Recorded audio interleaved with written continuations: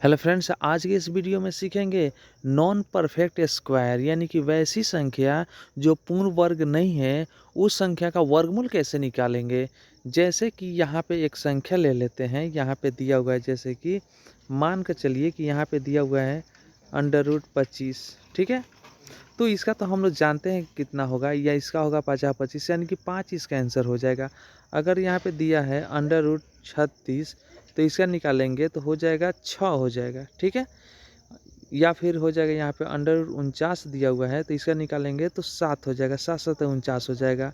ठीक है, ये तो हम सबको पता है कैसे इसको निकालते हैं, इसलिए इसको हम लोग शॉर्टकट में बता दिए कि 36 का रूट हटेगा तो आपका हो जाएगा 6 हो जाएगा, 49 का 7 हो जाएगा। ठीक है, इस तरह से अगर जो पूर्ण वर्ग है तो इसको हम लोग बहुत ही आसानी से वर्गमूल निकाल सकते हैं। ठीक है, अगर यहाँ पे जैसे कि दिया हुआ है 25, ये आपका क्या है, वर्ग है। क्या है, ये वर्ग है, इसका ये हो गया आपका वर्गमूल। क्या हो गया, वर्गमूल हो गया। ठीक है, यहाँ पे हो गया वर्गमूल। तो 25 का वर्ग अगर जो वर्गमूल निकालना है तो यहाँ पे बहुत ही आसानी से 5 निकल गया। वैसे ही 49 का वर्गमूल निकालना है तो यहाँ पे 7 निकल गया, और ये निकालना आपको आता है। लेकिन यहाँ पे बात है कि यहाँ पे √7 दिया हुआ है, यहाँ पे √7 दिया हुआ है, यहाँ पे √17 दिया हुआ है, यहाँ पे 23 दिया है, यहाँ पे 91 दिया है। ये तो आपका पूर्ण वर्ग नहीं है। फिर इसका हम लोग वर्गमूल कैसे निकालेंगे, कैसे ज्ञात करेंगे? तो चलिए इस वीडियो में जो नॉन परफेक्ट स्क्वायर है उसका भी हम लोग स्क्वायर कैसे निकालते हैं, चलिए शुरू करते हैं इस वीडियो को। बहुत ही साधारण और आसान तरीक़े से हम लोग इसको निकालेंगे। ठीक है, बस आप इस वीडियो में बने रहिए। अगर इस चैनल पे आप नए हैं तो सब्सक्राइब कीजिए ऐसे ही ट्रिक देखने के लिए, ऐसे वीडियो देखने के लिए। ठीक है, चलिए शुरू करते हैं। तो सबसे पहले हम लोग लेते हैं √7 का। चलिए, तो यहाँ पे हम लोग 1 नंबर क्वेश्चन ले लेते हैं √7। ठीक है, यहाँ पे लिख देते हैं 7। ठीक है, 7 हो गया। ये यहाँ बराबर का चिन्ह दे देंगे। अब यहाँ पे क्या करेंगे, तो 7 का निकालने के लिए क्या करेंगे, यहाँ पे रूट दे देंगे, और रूट देने के बाद से हम लोग 7 के आसपास ऐसी संख्या को हम लोग ढूंढेंगे जो इसके करीब हो, नज़दीक हो, और जो पूर्ण वर्ग हो। ठीक है, यानी कि परफेक्ट स्क्वायर हो। तो परफेक्ट स्क्वायर कौन हो जाएगा, तो 2 का निकालेंगे तो 4 हो जाएगा, और 3 का निकालेंगे तो 9 हो जाएगा, है कि नहीं।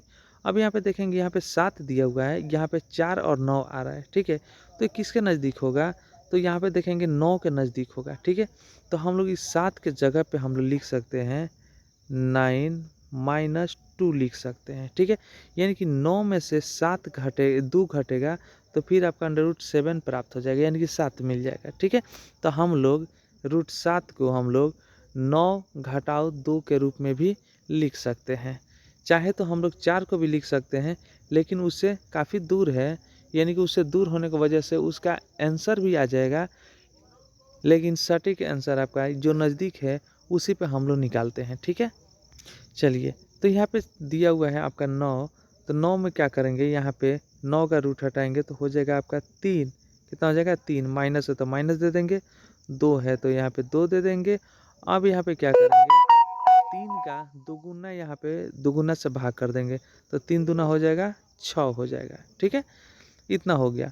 अब यहाँ पे क्या करेंगे, एलसीएम इसका निकालेंगे, यानी कि बटा का घटाव हो गया।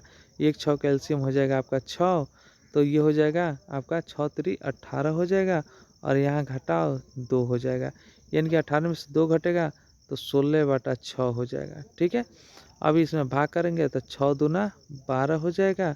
यहाँ पे अब भाग नहीं लगेगा, 4 बच गया तो 0 लगाएंगे, यहाँ दशमलव लगाकर 0 तो 40 हो जाएगा, तो 6 6 1 36 हो जाएगा। फिर 4 बच गया, फिर आपका क्या हो जाएगा, 0 लगाएं, फिर 6 6 1 36 हो जाएगा। ठीक है, इस तरह से हम लोग यहाँ पे निकाल सकते हैं। चलिए आगे हम लोग देखते हैं, ये समझ में आ गया तो ठीक है, नहीं आया तो दूसरा क्वेश्चन हम लोग देखते हैं, इसमें समझ में आ जाएगा।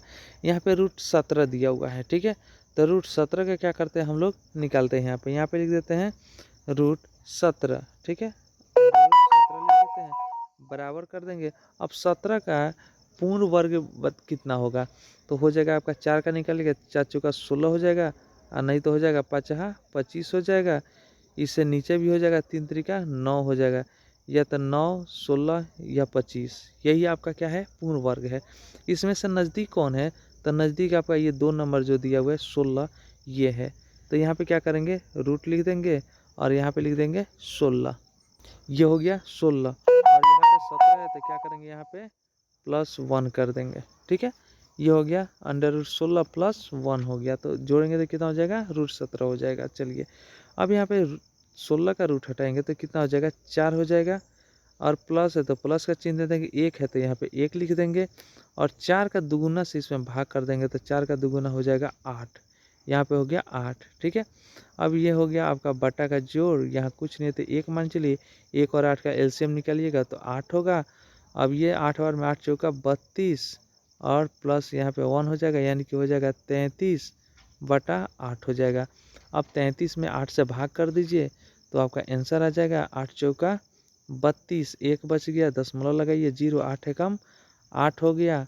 अब यहाँ बच गया आपका 2 बच गया, 0 पर उठाइए तो हो जाएगा 8 दूना 16, ठीक है। 8 दूना कितना हो जाएगा 16, यहाँ पे 2 हो जाएगा, 8 दूना 16।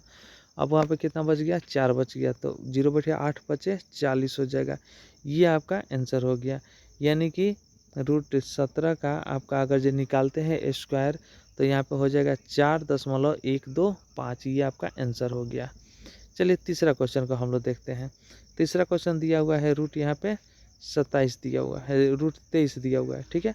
√23 को लेकर हम लोग हल करते हैं।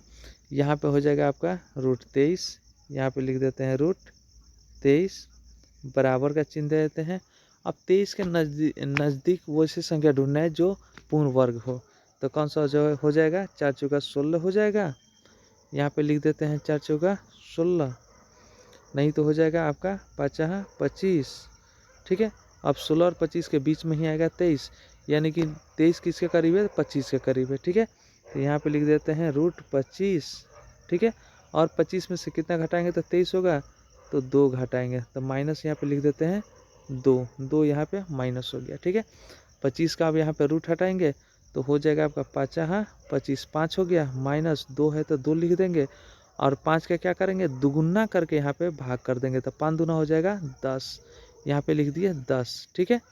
अब यहाँ पे बटा का जोड़ हो, बटा का घटा हो गया, 1 और 10 का एलसीएम निकालेंगे तो 10 आ जाएगा। यहाँ पे हल करेंगे तो हो जाएगा कितना, तो 10 बचे 50 हो गया या -2 हो गया, यानी कि हो जाएगा 48/50 में 2 के 48/10 हो जाएगा। अब यहाँ पे भाग करेंगे तो हो जाएगा 4.8, 10 से भाग करना तो आता है, ये शॉर्ट में लिख दिए 4.8, ये आपका क्या हो जाएगा, आंसर हो जाएगा।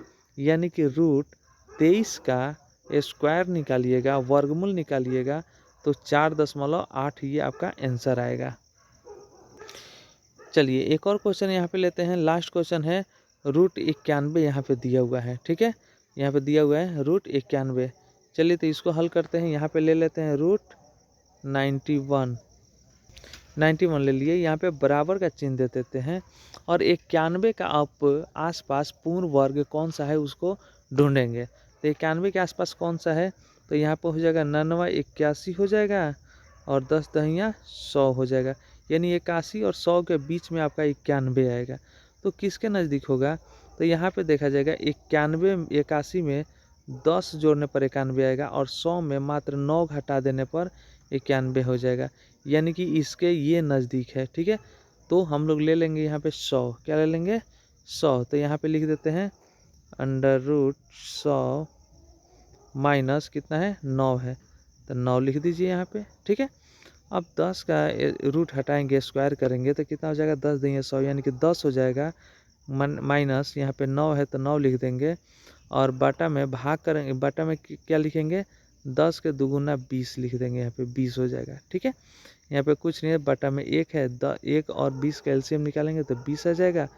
इसे क्या करेंगे, हल करेंगे तो 20 दहा के 200 हो जाएगा, 200 और माइनस यहाँ पे कितना हो जाएगा 9।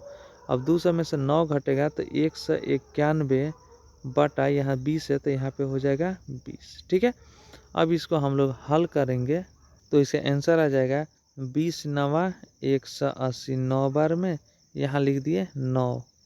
चलिए इसको हम लोग भाग करके हल कर देते हैं। 191 में 91 में भाग करना है आपको 20 से, तो हो जाएगा 20 नवा 180 हो जाएगा।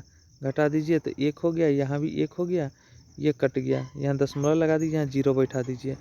अब हो गया आपका 20 पचे 100 हो गया, 100 हो गया, यहाँ 10 हो गया, फिर ये 0 बैठाइए तो हो जाएगा 20 पचे 100। ये पूरा आपका क्या हो गया, कट गया, यानी कि 9.55 आंसर आया। ठीक है, तो यहाँ पे क्या लिखेंगे, 9 दशमलव कर देंगे और यहाँ पे 5 और 5 लिख देंगे, ये आपका हो गया आंसर। ठीक है, तो इस तरह से हम लोग यहाँ पे निकाल दिए रूट 91 का। अगर जो बोला जाए स्क्वायर रूट निकालने के लिए, वर्गमूल निकालने के लिए, तो हम लोग इसी विधि से बहुत ही आसानी से निकाल सकते हैं। इसका आंसर आया है 9.55। तो उम्मीद करते हैं कि ये वीडियो आपको समझ में आ गया होगा। पूर्ण वर्ग है तो उसका तो बहुत ही आसानी से भाग विधि से भी निकाल सकते हैं और अभाज्य गुणनखंड विधि से भी हम लोग वर्गमूल निकाल सकते हैं। लेकिन अगर जो नॉन स्क्वायर रूट दिया रहे, यानी कि पूर्ण वर्ग जो नहीं है, उसको किस तरह से निकालेंगे, तो उसको निकालने का विधि इस वीडियो में बताया गया है। वीडियो पसंद आए तो लाइक कीजिए, शेयर कीजिए और इस चैनल पे अगर जो आप नए हैं तो सब्सक्राइब कीजिए। फिर मिलते हैं हम लोग अगले वीडियो में।